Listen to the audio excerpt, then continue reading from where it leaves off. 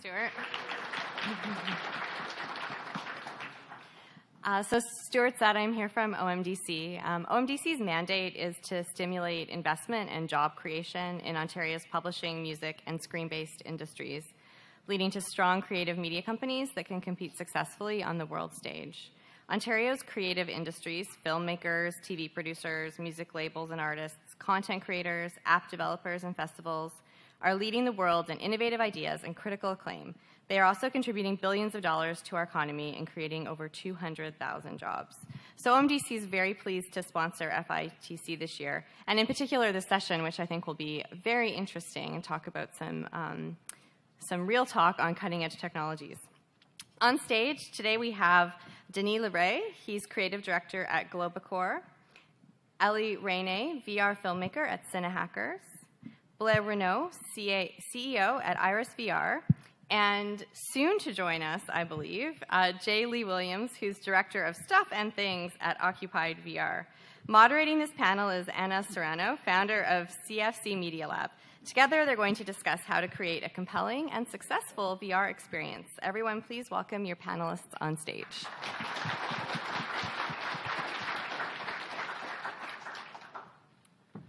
Thanks very much, Erin. Hello, everyone. So on the screen, you've got a bunch of just stills that we assembled together from the work at Iris, at Occupied, at Globacor, and at Cinehackers. So that's just to kind of act as a wallpaper backdrop. Oops, did I time out? Gosh. That act as a wallpaper backdrop to this conversation that we're having today. And so without further ado, I'm going to begin. Oh, what just happened there? Oh, my Lord. Okay. Maybe I'm going to get rid of the wallpaper backdrop. All right. So as most of you know, VR is probably the hottest thing since God knows what, since Feel the Burn, New York primary today, recently. And sorry, I had to put that in. And there's a lot of interesting sort of critiques, articles, video walkthroughs from Vox and things like that about what VR is. But what I thought I'd do is take something that's very, very recent, which is some quotes from the New Yorker's entertainment issue just got released recently. And particularly refer to some thoughts that Janet Murray had, okay? So I think that's a place where we can begin.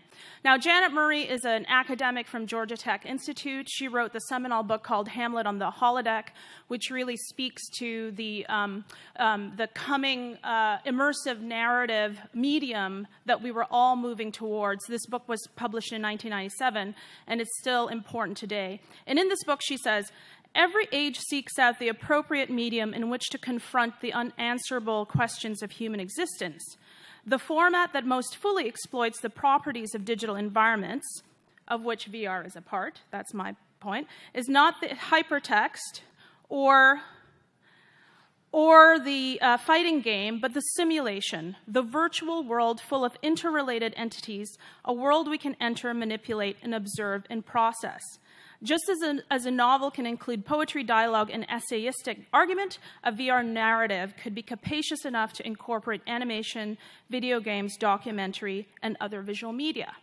Fast forward to 2016, where Janet is now confronted with the next iteration of this immersive medium, VR, or the next evolution of VR. She says, "So far, most of the VR stuff I've seen is annoying. It's too long, or it has no reason to exist in that form other than novelty, or you're given the expectation that you can interact with the space when actually you can't. But every once in a while, you see a glimmer of something that makes you go, I want more of that. You get to throw something across a room, or someone whispers in your ear, and that's how a medium develops. You find the small things that work, given the constraints, and you build on those." So today's panel is about those small things, okay? So what I want to hear from you guys is, what are those small things that you have discovered in your journey towards building some of the most loved VR creations in Canada today? because they have created some of the most loved VR creations in Canada today, and share with the audience, what some of your thoughts are. But first, let's begin a little bit higher than the small things and talk a little bit about, from your points of view, of what makes good VR, and in your attempt to journey to this new medium, what were some of the things you were thinking about in terms of the types of VR you wanted to create, and what quality and good meant to you? So do you want to start, Denis? Sure. So one of the magical things that we first did when we did VR was this thing called Paper Dude VR, which was actually here in FITC 2 years ago. Basically, we had someone riding a bike. We paid homage to this old video game called Paperboy, and it was really basic. You rode a bike and you threw newspapers at mailboxes. And here's Jay Lee. Sorry.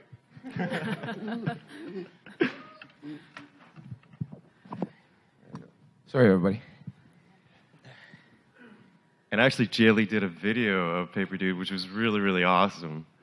Put it online, and it really kind of described what the whole entire experience was about. But the magical thing was how we managed to immerse people in VR in a way that they got to see their hands. I mean, this sense of presence is very huge when you're able to kind of see your legs moving when you're pedaling the bicycle, and just kind of felt that that was a really important element that kind of tied everything together.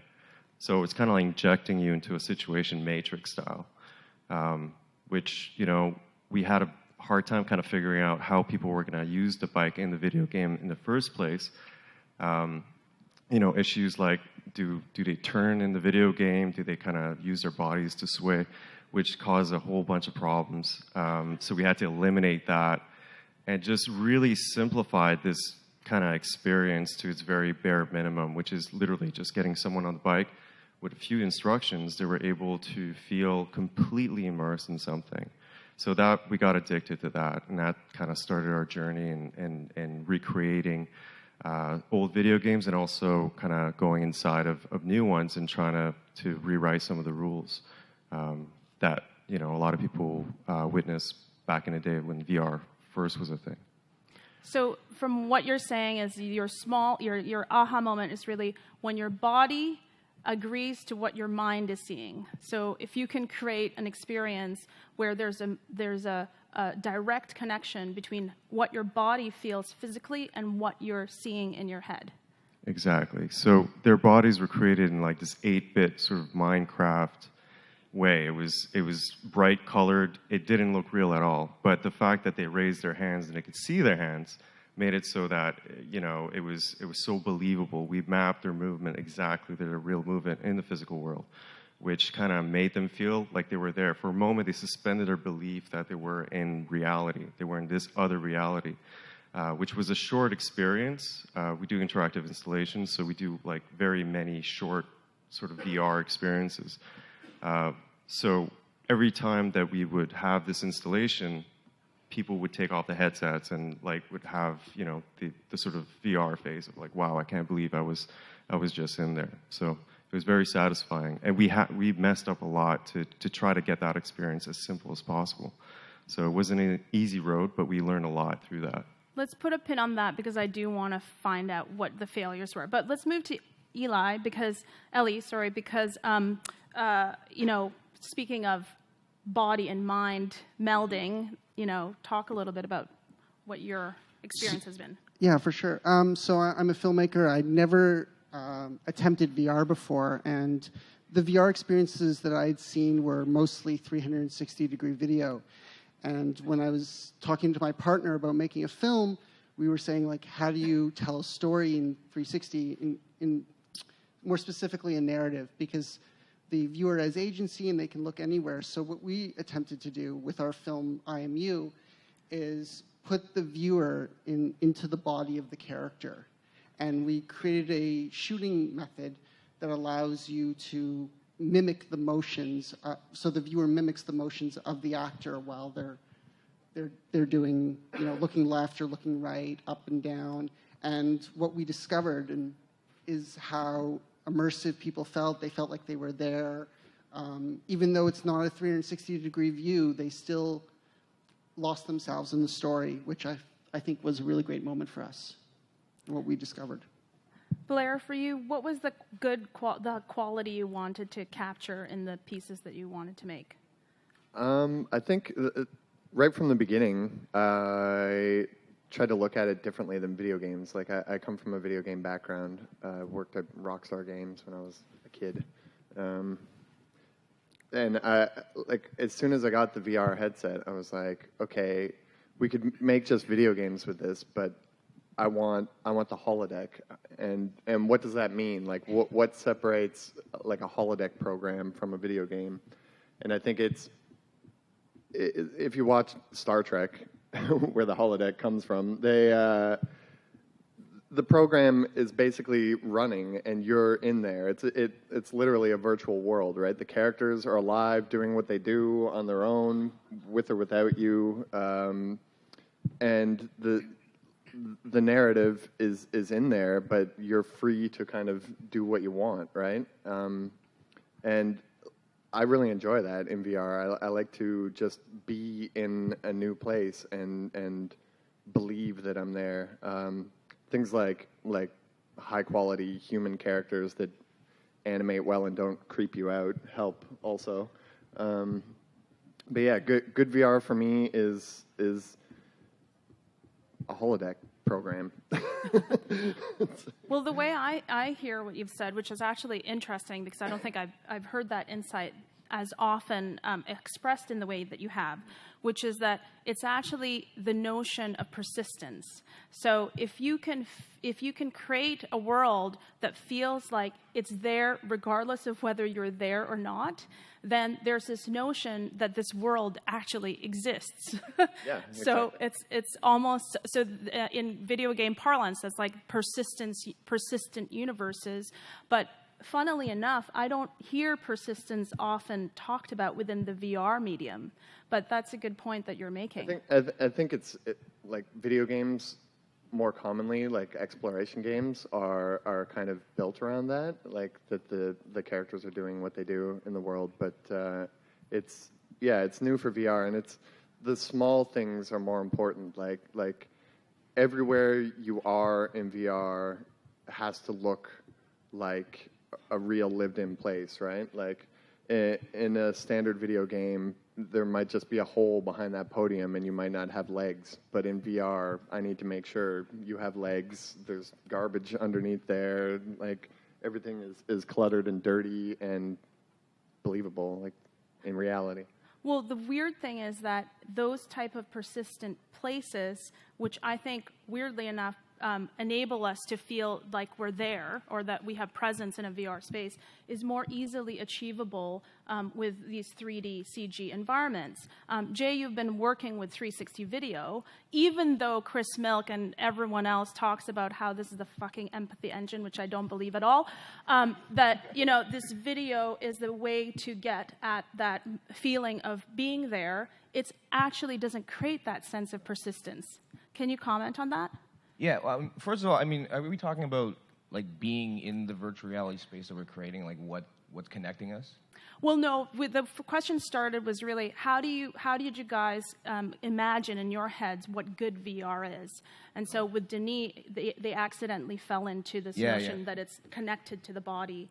Well, I mean, same with Ellie. these three here actually helped me experience good VR in different ways, which actually got me connected to VR. So Denis with Paper Dude, actually, when they brought me down to film the sizzle reel I was talking about, that actually was my first experience with virtual reality, and I was hooked. And it was amazing because they put this thing out like 1 week or 2 weeks after the DK1 shipped, and it's like today it's still one of the most accurately tracked things that I've seen, and it was really, really compelling. And I mean I love Paperboy, right? And so being an 8-bit character and throwing those things in the mailboxes was amazing. So that actually, and I come from a film background, visual effects and those sorts of things, and I literally went the next day to my business partners and said, you guys can either buy me out of the film company that we have, which is 1188 Films, or come with me while I create Occupied VR with Blair and a few others, Timur. and they all decided they thought it might be a little hokey, but they all decided to come aboard, and they're very happy about that now. But that was my first experience, and that was amazing. And then with Blair, I met Blair after I met Denis, or I've known Denis for a long time, but his game is incredible. And one thing that Blair does that really sort of gets you sort of hooked in there is his use of real live people on video screens, right? And they're all over. I'm actually a character in the game. Thank you, Blair. But like as a screen, and it's just me talking, as a character, and it's really cool. And I think that really gives a huge sense of presence. And then Ellie, when I saw his film, which is the IMU, that blew my mind because that was like really starting to see cinematic VR in film, right? And so I think there's a huge difference between 360 video and 360 video made for VR, right? And I think that you can make 360 video, put it on YouTube, and put it in there, but it's like you're watching something flat. But if you take things that Blair's doing and Ellie's doing and Denis doing, and you sort of merge those and maybe run it through a game engine with particle effects and like real-time lens flares and stuff like that, you really start getting that sense of presence, and that's the difference between making 360 and making VR that's immersive in terms of filming, I guess. So let's talk about story, because that's where I think with 360, with 360 videos presented on VR headsets, that's their big thing. Is they want to be able to use this medium as a new storytelling medium, but it requires a whole set of other there's a whole set of other affordances in the medium that's different from just a flat 360 film being ported onto this headset. What are the small things that you discovered in your storytelling process that works best in this VR medium that you never would have imagined, that you might have had an assumption about, and then you started working and making something, and then you went, holy shit, that's not actually how it works. This is how it works.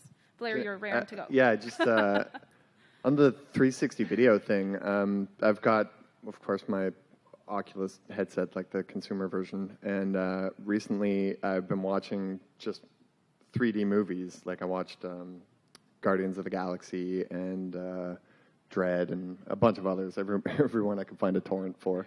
But it made me realize that 3D movies, when you're viewing them properly, because in VR you're getting actually the stereo properly. Yeah. It's not faded, it's not flickering, it's nothing weird. It blew my mind, and I was like, who cares about 360 video? Like when I consume media, I want to sit there on my couch and watch it, right? I don't care what's behind me, and it solves a lot of the problems that we have with narrative in 360, right? Like non-real time, but like 360 video is great for I think for like documentary, for like things like that, but like the cinematic narratives that we're used to, we don't need to try to shoehorn that into 360. Like just. That's But kinda what I was it saying. has to be stereoscopic though in VR. Like Yeah, no, it doesn't. I mean, doesn't have to. Like doesn't necessarily have to. on You the don't on the think so? point that No, I think 360 video is one asset in creating virtual reality,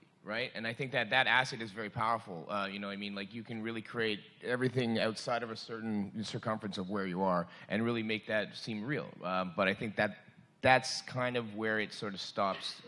There's a difference between 360 video and making virtual reality, where you just make 360 videos one thing, but if you make virtual reality, you can use that as an asset. There's some really cool stuff coming out for 360 video, which will help 360 video. Stuff like we're getting to play with where you can actually tack like audio to a video in 360, right? So that you can actually have like the surround 360 like immersive audio, which it's incredible, and it really brings it up a notch. But it still doesn't get. Audio. Is huge factor in any flat video, 360 video, virtual reality, anything. And I saw like it bring it up a great level, but still I don't feel like I'm 100% there. But like if I'm in your game or whatnot, I really feel like I'm there. So I think that the 360 video is just an asset. I want to touch on the 2D, 3D thing. Like Jay mentioned, the characters speaking to you through video and Technolust and just video screens. Like we're so conditioned to consume our media off of a screen, right? It's like an instant presence thing in VR. Like if you're sitting there in whatever, a cyberpunk universe and just watching a movie on a TV, you think you're in that place watching TV because it's just, your brain just shuts off and says, okay, we're watching a movie. And then every once in a while you look around and be like, whoa, I'm not in my living room anymore, right? Yeah, it's like a freebie. So familiar behavior that you do in the real world, if you port that over into VR, that also adds presence. Yeah, That there's a notion. sense of like something real inside of the 3D Yeah. world too, which is great because there's all these subconscious levels that people communicate with each other that you can actually pick up on that you can't get from a like fully 3D generated world unless it's sort of cartoony, and then you sort of accept that and accept that these characters are real like that, right? Well, we're digressing. So just to go back to the point, like, I think it's important to note some of the points that are being made here. One is there's nothing wrong with using head-mounted displays as presentation media, especially for stereoscopic 3D films. That feels good. There's nothing wrong with using head-mounted displays not to deliver the full 360 because we don't necessarily need to look back. That also works. Plus, try to find behaviors that happen in the real world and mimic them in VR is also another good thing. But in terms of storytelling, Ellie, you probably have a point. So I had the opportunity to go to Kaleidoscope last month, and I got to experience a lot of 360 movies that artists made. And the things that I noticed were how they were experimenting with the medium of 360. For example, there was a shot that I remember. It's in a cab, and you have a woman doing a voiceover, and she's sitting in the back, and she's writing, and there's a cab driver. And then in the background, there's people washing the windows of the cab. And I was like, wow, this feels so textured and layered. And I think that's where 360 video is super powerful in experimental films, like you said, documentary films. I saw the Reggie Watts movie. I thought that was really, really great. But it's just a little bit harder to tell a narrative. I think that's where I think anyone here can grab a Ricoh Theta and start practicing making 360 films, because it's just a different medium than traditional filmmaking. And I think you can try stuff and see what works and what doesn't. Yeah, it's very exciting to work with, actually, I gotta say. But I mean, I want to see more stuff like what Ellie's doing, like, and going back to what Blair was saying too, like just sort of looking straight, because it's really like the cinematic level that Ellie brings in his film is awesome. You would think that it's kind of going to be liberating to not be stuck in the frame of a film camera anymore, but I think it's actually like it's a hindrance now because we don't know how to do that. We can't guarantee where our viewer is going to be looking. We can't like force their eyes, right? Yeah, you can't really frame the shot in 360. So, but I still believe that you can like poetically with lighting create emotion through cinema. It's really difficult because you have to sort of pay attention to where they're looking. You have to grab their attention creatively, so it's not forced.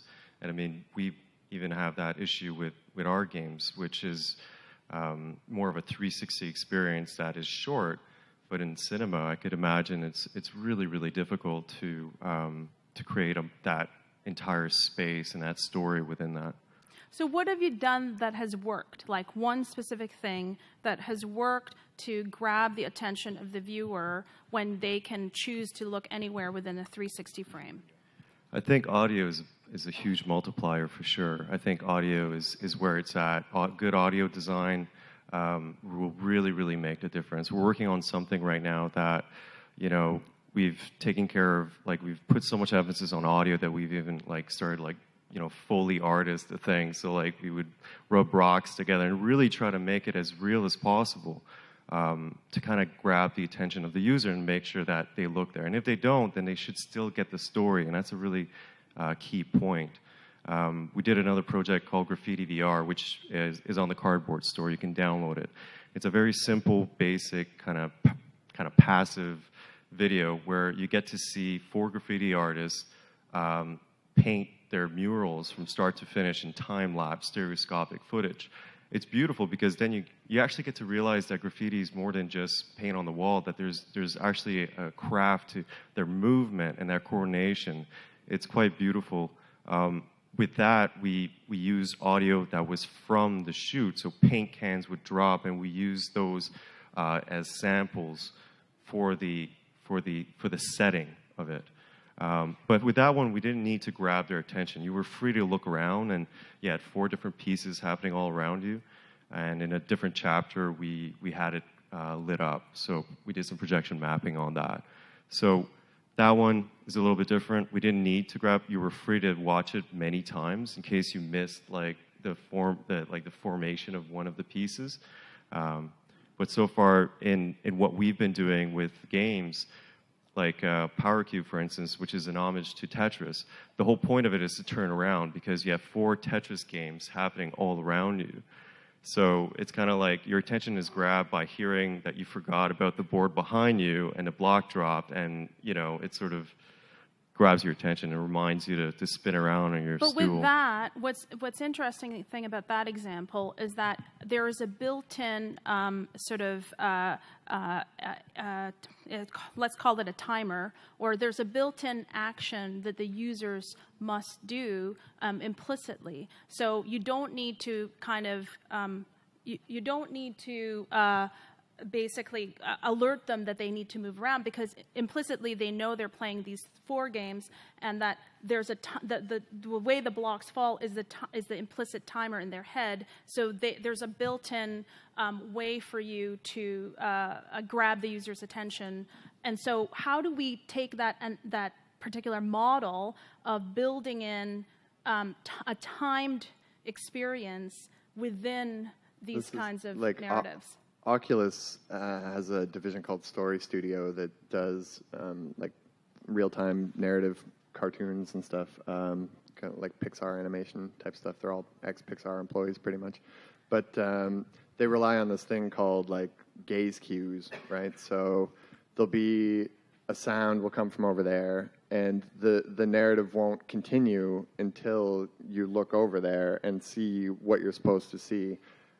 Which sounds great in practice or in theory, but then you put your mother into it, and she'll hear the noise, and she'll just kind of like look out of the corner of her eye, and she'll stand there for 20 minutes waiting for waiting for who knows what, right? Yeah.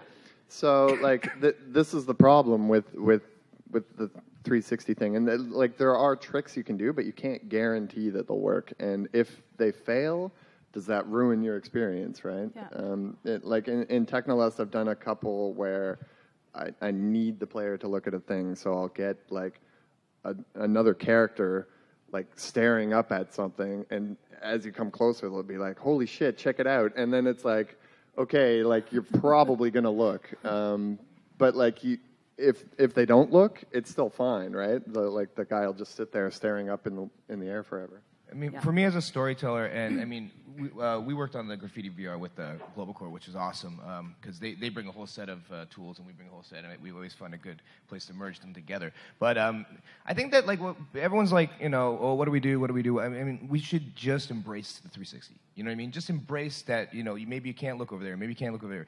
I mean, we've been doing a lot of testing, and Graffiti VR was the starting point, but. Where it's like, if we want someone to look over here, we start blurring the world into that so that's focused over here, so that they actually, or even like shadowing or clouds, of darkness, so that it sort of drives focus over there. That's one thing that we've been doing. Another thing, I mean, obviously audio cues and sort of directional lights sometimes work, sort of. But the last thing is, storytelling is like replayability, right? So, I mean, as a filmmaker, or just in general, I want people to watch my stuff obsessively, over and over and over again.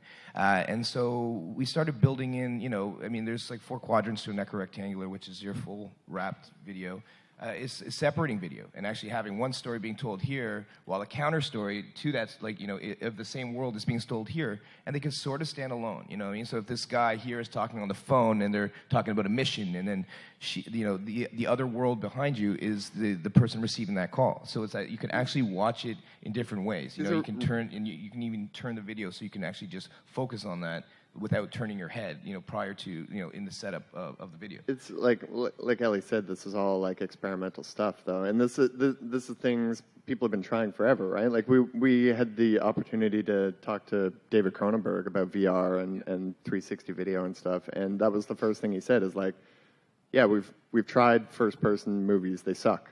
Like how do you do it? Like people have experimented. Was it Hardcore Harry or that new one that just came out? Yeah, okay, but like you can't do that in VR. You'll throw up. Yeah, throw up. Exactly. It's like, but like we've tried this, and it like yeah, there's a bunch of cool experimental stuff, and like I would say Hardcore Harry falls into that category. It's not something like, it's an experimental thing. It's like, oh wow, that was cool, but we're not going to see a whole slew of movies coming out next year that are first I don't think person. it's necessary right now. I don't think that we should be going after making feature films. I think that's a huge jump. I think that what we need to be doing is making experiences and showing the world off to the rest of the world. I think that instead of creating all these elaborate new worlds, which is awesome too, but I mean, like, I want to see other places in the world without having to be able to go there, and I want them to That's be told documentary, right. though, right? Yeah. Well, not necessarily documentary. It doesn't have to be. It could be a storytelling in a place that's somewhere. It could, you could be somewhere and hear the history of it, and with visual effects, tell a story, right? But how do compelling. you tell those stories in such a way that it doesn't just become voyeuristic experiences?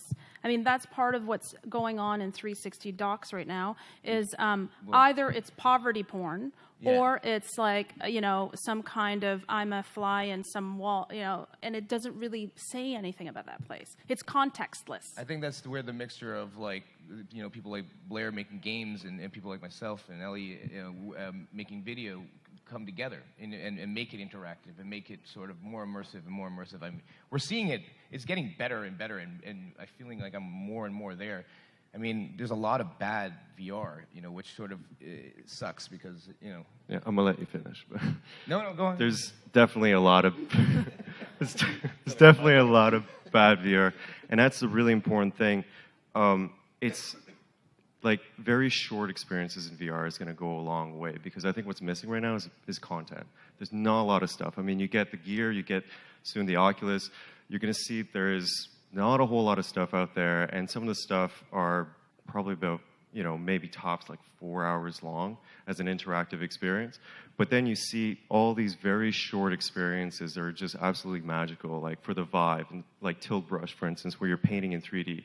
It's just amazing how, no one has tried it and couldn't figure it out. It's super easy, and it just inspires a lot of people. We actually took an artist from Graffiti VR and put him inside of the Vive to see if we actually got a real artist to paint, what would he do? And the result was absolutely amazing.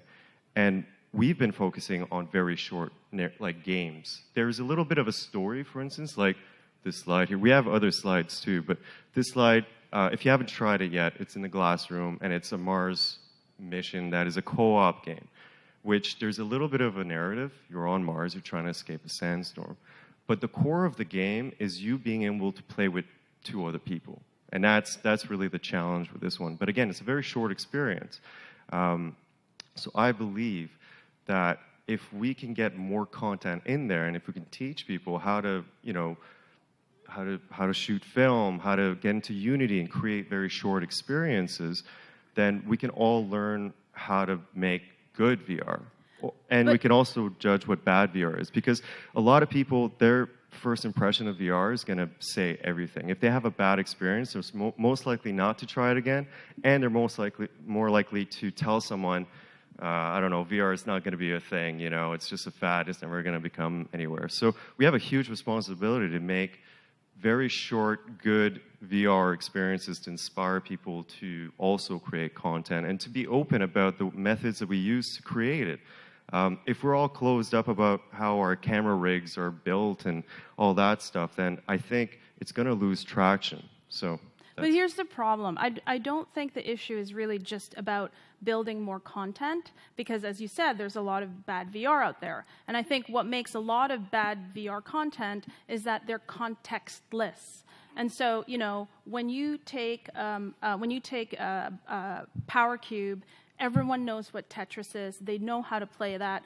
If you put them on a bicycle, they know how to ride a bicycle. If you, put them in your IMU, the notion of inhabiting another person's body is almost a universal desire. So you understand that context, and you might be attracted or repelled by it, but that's a context you understand. And of course, the gaming spaces or the exploratory spaces are something we're so familiar with, right? And I think what's happening is you've got a lot of these 360 videos, which is the bulk of VR content right now, where you don't know what the context of the experience is other than let's look around. So how do we, to make those small experiences that you say, how do you build context? What are the small insights that you have around that? Like a lot of people get freaked out, like directors and writers get freaked out by the prospect of VR, right? Like, well, how do I do this? How am I going to make a 360 narrative? Like, how do you edit 360 video? How do I move the camera? I think, don't worry about it. Like, if you're a filmmaker, make a film. If you want to make a 3D, that's even better. We can add things to it with VR as well, right? Like the 4D movie experience. You can have your 3D movie in front of you and like a giant wraparound screen with things happening. D-box in your house? Yeah, no, happening in the 3D space in between you and the screen, right? Like the 3D movie can actually throw 3D objects at you, or like if there's a scene where there's a jump scare or something, you can actually have somebody like right behind you. Yeah, speaking to that too, it's like because I have over a decade of visual effects supervision experience, right? And just speaking of that exactly, it's like really understanding green screen. So if you're going to go out and shoot, having a visual effects supervisor or artist on your set could really go a long way, especially someone that knows green screen. Because like Blair was saying, like you can even have a 360 video, a guy pretending to throw something, and then create your game object or whatever, your 3D object, and actually have it come so it really feels like it's coming to it. And also, too, you can also have your video in monoscopic, so you don't have to shoot that in stereo, but bringing that, like football, just say it's a football he's throwing, bring that football towards a person in stereo, really sort of, there's a fine line that actually you can trick the mind to thinking that, as soon as you have that football go by you, then you instantly think that everything's I know, but those are stereotyped. all tricks. I mean, you're talking about tricks, you're talking about techniques. Yeah. I want to talk about meaning. So what are the tricks you have to make meaning? I think what we did, we really wanted to make a small movie and make people feel really like it was intimate. So we took a single room and we got the character you're looking at very close to the camera. And every time I've seen a film like that, I feel more connected to the person and I feel more engaged in the story. So I think one of the things to do is get the camera close. I think that really helps. And it's really about connecting on a human level to the story. That I think you can do. So it's a more intimate medium, you would say. Exactly. Just because it's a much closer. But I find a difference between someone being close in 360 and someone being close in what you did, right? I find it way better, like way more intimate in what you did too, because also... Ellie's kind of found the in-between, though, Yeah, right? It's yeah, like it he works. still gets his frame, and he's got the 360, which Yeah. is like... I don't have the 360 though. Well, 180. 180. Yeah. I don't have the whole frame. But what we tried to do was solve the problem of narrative. Because you only look at where the story's happening, right? But what I'm talking about is more about that intimacy. You want to create that intimacy, and I think that can create story. Do you think that you can get that same intimacy on a 360? Because Yes. you do. Yeah, I think you can. And how? Because you can't bring the camera in as close. Well, Sorry, maybe I should go down there and ask questions. Try to answer that question. yeah, Well, just because you can bring the camera close, so the 360, like the math, you're defining them 360 math, right? So that the person is actually closer than they would be in the 180 than they would be in a 360. So if you get that close in a 360, I haven't felt that intimacy yet in a 360 video, but I felt it in yours, which I found fascinating, right? right. And I guess I go back to that experience I saw in that cab where you're sitting in the seat and you're looking at the cab driver and you're looking at the person in the back.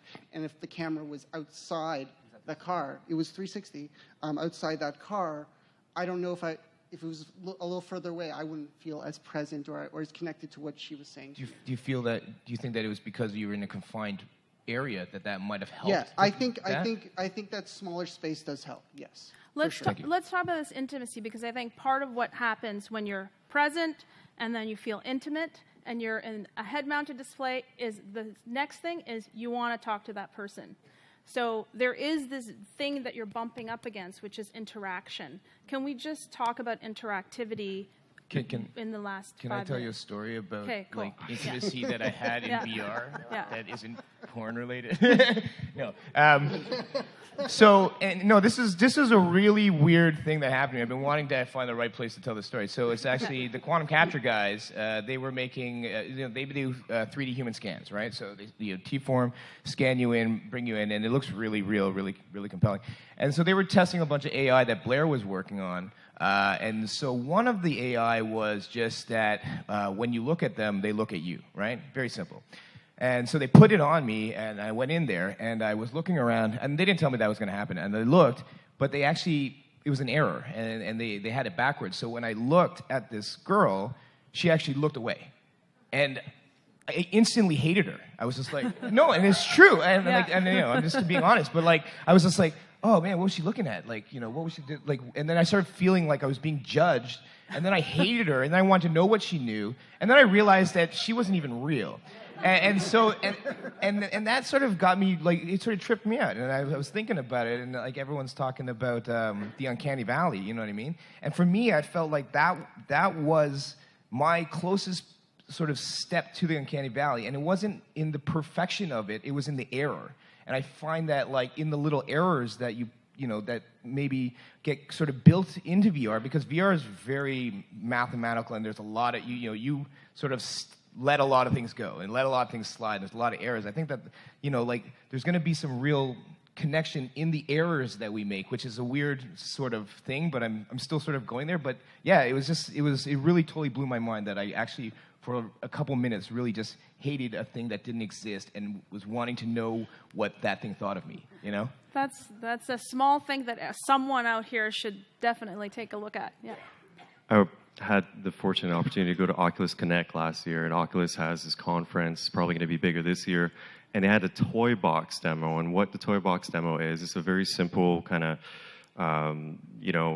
game that you test out with their Oculus Touch, which is their touch controllers. And when I got into that toy box demo, basically it's a table, and then you have a figure, a silhouette. You have a head and two hands, and you have a whole bunch of pieces.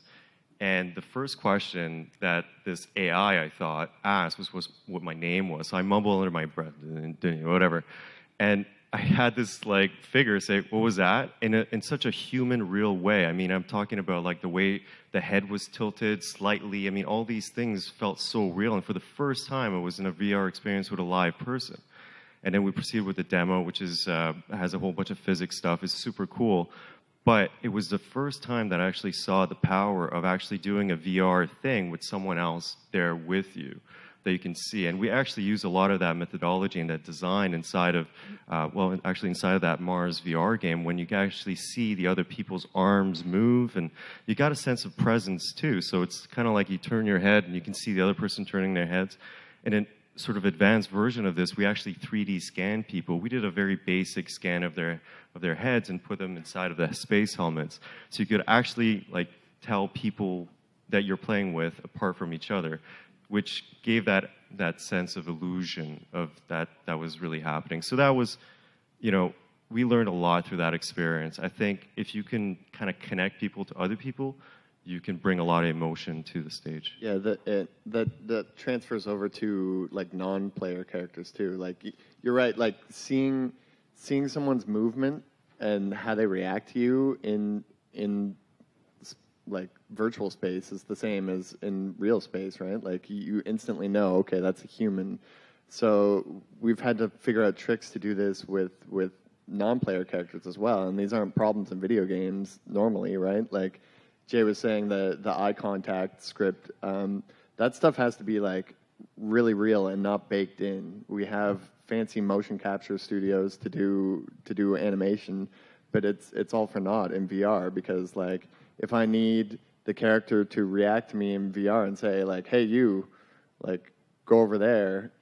If I just bake that animation with something from a motion capture studio, I don't know that the player's there. I don't like you could be over there. So all of a sudden you're back to voyeur mode.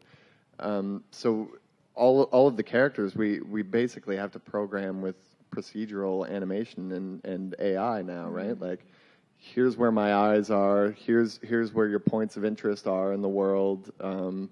Everything's IK based. If I want them to point at you, they know where you are and they can point at you. And smoothing that out and getting human interaction is a really bizarre feeling. Like it's like I call it like they call it presence when you feel like you're in a virtual world, but this is like you feel the presence of another. It's like an external presence, right? And I think you can achieve that.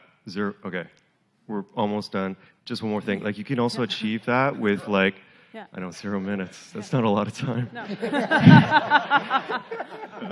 You can achieve that with something called Alt Space VR, which is like a character. You're like a very simple robot. And I guess what I was leading to is just their motion. Like you can do a realistic 3D scan and try to achieve that. That's a very like challenging way, I think, of doing it. Or you could do very simple shapes and silhouettes, kind of like that Oculus Touch. Or actually, Alt Space VR is doing it really well, where you can actually be there with other people and play things like Dungeons and Dragons with people from all over the world in VR, which I think is super meta and pretty cool, pretty sci-fi thing to be doing. And I definitely The metaverse is real. Yeah. Since we have 0 minutes, just one, okay, he says yes. So one last insight for each one of you, for the audience here. It can be an inspirational quote, a learning, or a failure. Go. I think that everyone going to make VR should not try to make it on their own. And we're talking about all these different problems or all these different things. The beautiful thing about virtual reality is that there's all these pockets of people that are focusing on singular things. And it's awesome, like all these different technologies. So, I mean, this is why we all know each other. You know, I mean, I work with Blair, and I work, he's a business partner. And Denis and I have known each other for a long time, and we always try to collaborate. And I want to do more things with Ellie. Anna, too. You know, we've done, our first project was with Anna. So it's reach out and talk to people and see what they're doing and see how you can incorporate that. And I think if you build a nice little round table, you can then really make some really good VR and also challenge VR itself, and I think that's very important. I'm going to take a quote from Brendan Dawes' presentation yesterday. Put work out there that you feel needs to exist in the world. And I mean, that's the reason why we did PowerCube, because we felt that we needed to make a VR version of Tetris. And we learned a whole bunch of stuff from it, and it helped us grow. Collaborate, as Jay Lee said. I could have made my film without a great partner, developer, and I think there's a lot of power in VR working with people with different skills than you and merging storytelling with technology, and it can be a really powerful thing. I don't know if I agree with collaborating, but my report card said I don't work well with others, so I think it's more important to like, if you have an awesome idea, you think like, you first try VR and you're like, oh my God, it would be the coolest thing in VR. Go and try and make that, because you're probably right. If you think it will be awesome, somebody else probably thinks it's awesome too. And if you need to collaborate to get that done, then do that. If you can figure out how to do it yourself, do that too. Excellent. I love you guys. I do. I like working with you. We love you too, Blair. Thank you very much. Thanks. Thank you.